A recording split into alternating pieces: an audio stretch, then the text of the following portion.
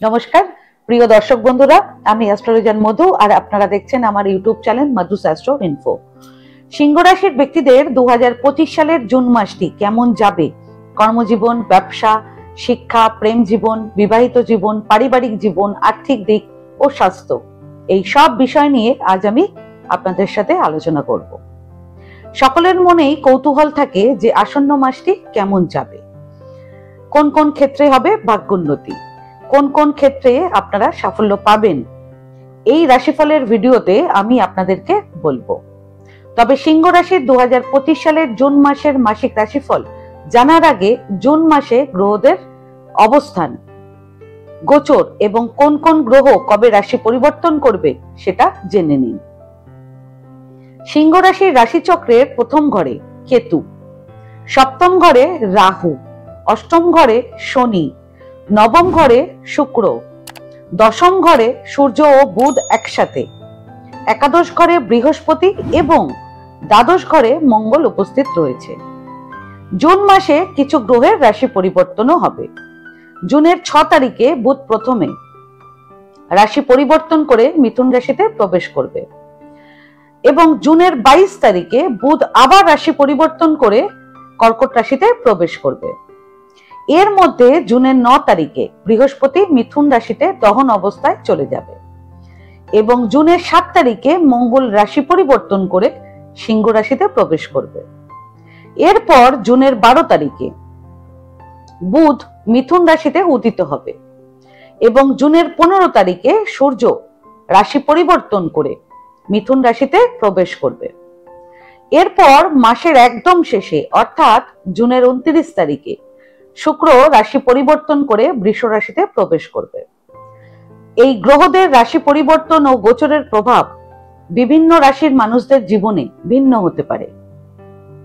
এবার সিংহ রাশির 2025 সালের জুন মাসের মাসিক রাশিফল আপনারা জেনে নিন।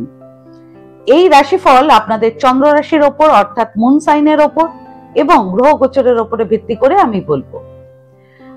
2025 সালের জুন মাসটি সিংহ রাশির ব্যক্তিদের জন্য অনেক ক্ষেত্রেই অনুকূল থাকার সম্ভাবনা রয়েছে। সবার প্রথম কর্মজীবন দিয়ে শুরু করছি।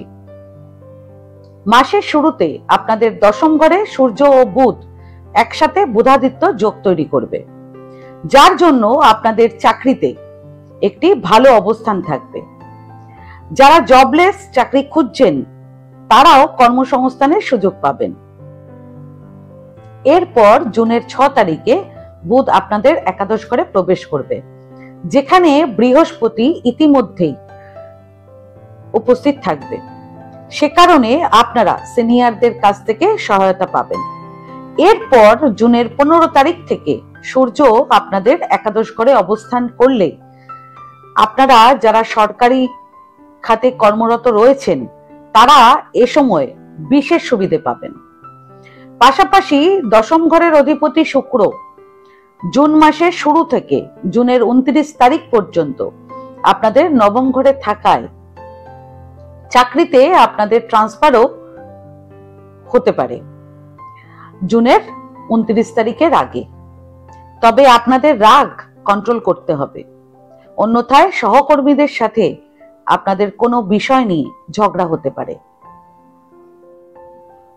যারা চাকরি করছেন এবং যারা চাকরি সন্ধান করছেন তাদের উভয়ের জন্যই সবচেয়ে ভালো সময় থাকবে জুনের 4, 5 এবং 6 তারিখ। ব্যবসা, রাহু পুরো মাস আপনাদের সপ্তম ঘরে থাকবে। সে কারণে এ মাসে ব্যবসায়ীদের আর্থিক দিক থেকে একটু সতর্ক থাকতে হবে। শত্রুরা আপনাদের বিরুদ্ধে নানা রকমের ষড়যন্ত্র করবে, সেজন্য ব্যবসায় আর্থিক ক্ষতিও আপনাদের হতে পারে আর এর থেকে শত্রুরাও সুযোগ নিতে পারে।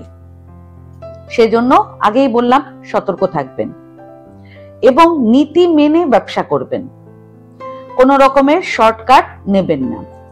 তাহলে আপনারা বৃহস্পতির কৃপায় ব্যবসায় ভালো অগ্রগতি দেখতে পারবেন। ব্যবসার দিক থেকে সবচেয়ে অনুকূল সময় থাকবে জুনের 1 তারিখ থেকে জুনের 10 তারিখ পর্যন্ত।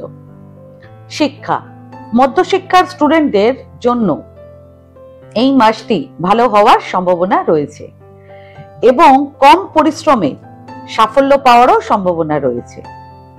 তবে উচ্চশিক্ষার স্টুডেন্টদের এ মাসে একটু বেশি পড়াশোনায় পরিশ্রম করতে হবে, অন্যথায় তারা কাঙ্ক্ষিত ফলাফল পাবেন না।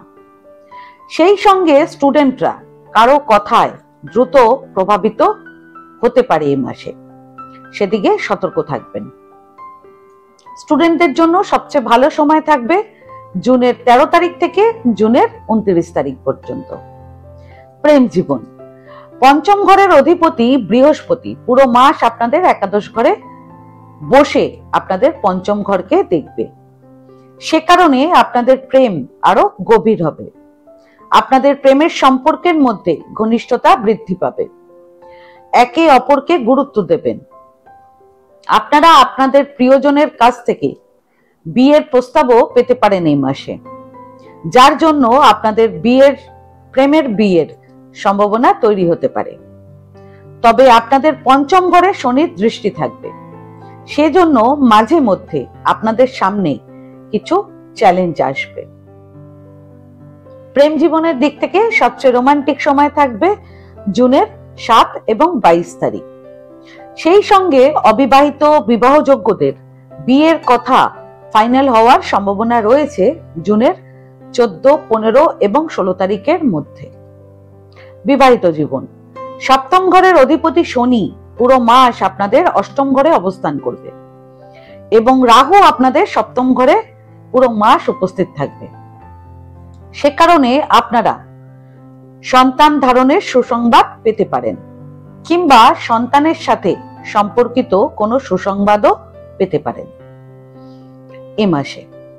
জুনের 13 তারিখ থেকে জুনের 27 তারিখের মধ্যে আপনারা এই সুসংবাদ পেতে পারেন। আপনাদের জীবন সঙ্গীদের সাথে আপনাদের মানসিক বন্ধন আরো দৃঢ় হবে। তবে আপনাদের সপ্তম ঘরে মঙ্গলের দৃষ্টি থাকবে, যার জন্য মাঝে মধ্যে আপনাদের বিবাহিত জীবনে উত্তেজনা ও ঝগড়ার পরিস্থিতি তৈরি হতে পারে, সেদিকে সতর্ক থাকবেন। পারিবারিক জীবন, পারিবারিক জীবনের দিক থেকে এই মাসটি অনুকূল থাকবে। পরিবারের সদস্যদের প্রতি আপনাদের আস্থা বৃদ্ধি পাবে এবং আপনারা প্রতিটি ক্ষেত্রে পরিবারের সমর্থন পাবেন। ভাই বোনদের সাথে আপনাদের সম্পর্ক আগের চেয়ে আরো শক্তিশালী হবে।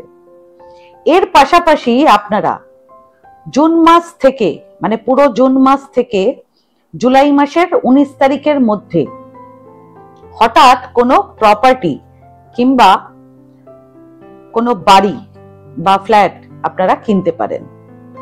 তবে তাড়াহুড়ো করে কোনো প্রপার্টি ডিল করবেন না। জুন মাসে আপনাদের বাড়িতে কোনো ধর্মীয় অনুষ্ঠান হওয়ারও সম্ভাবনা রয়েছে।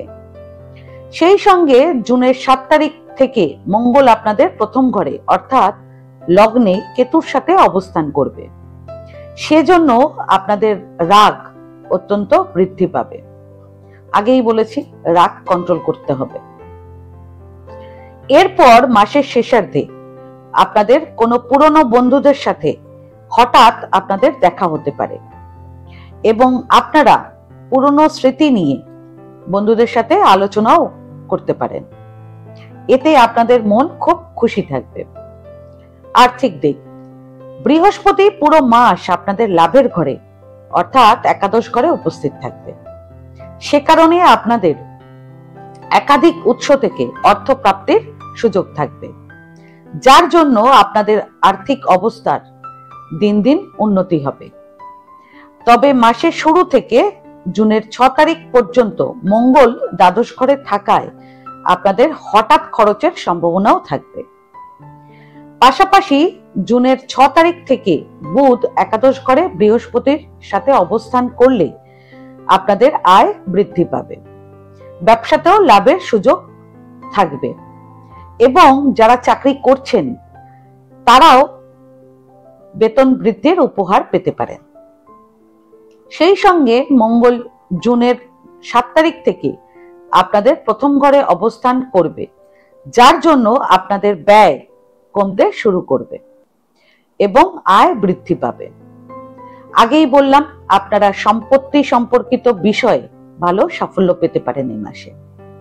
ভালো প্রপার্টি আপনারা কিনতে পারেন এই মাসে। এছাড়া আপনারা যদি এডুকেশন বা সরকারি সেক্টরের শেয়ারে বিনিয়োগ করে থাকেন অতীতে, তাহলে এ মাসে আপনারা সেখান থেকেও ভালো রিটার্ন পেতে পারেন। শেয়ার মার্কেটে কিংবা স্টক মার্কেটে শেয়ার কিংবা স্টক সেল করার জন্য সবচেয়ে ভালো সময় থাকবে আপনাদের জুনের 17, 18 এবং 19 তারিখ। শেয়ার মার্কেটে কিংবা স্টক মার্কেটে ফার্দার ইনভেস্টমেন্টের জন্য সবচেয়ে ভালো সময় থাকবে আপনাদের জুনের 9 তারিখ এবং 10 তারিখ। ফাইন্যান্সিয়ালি সবচেয়ে ভালো সময় থাকবে আপনাদের জুনের 17, 18 এবং 19 তারিখ।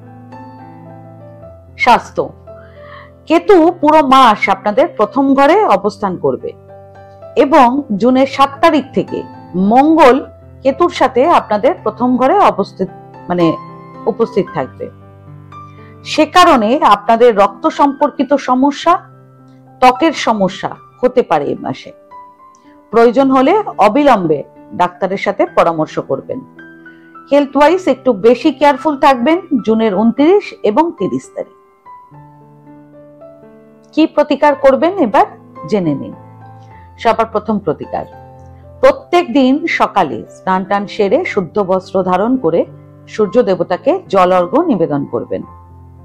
দ্বিতীয় প্রতিকার, বৃহস্পতিবার দিন সকাল 8টার আগে একটি ভালো মানের পোকরাজ রত্ন সোনার আংটিতে বাঁধিয়ে শোধন করে তর্জনী আঙুলে ধারণ করবেন। তৃতীয় প্রতিকার, যে কোনো দেবীর মন্দিরে লাল রঙের পতাকা দান করবেন। সম্ভব হলে দেবীর মন্দিরে চূড়ায় পতাকাটা লাগিয়ে দেবেন।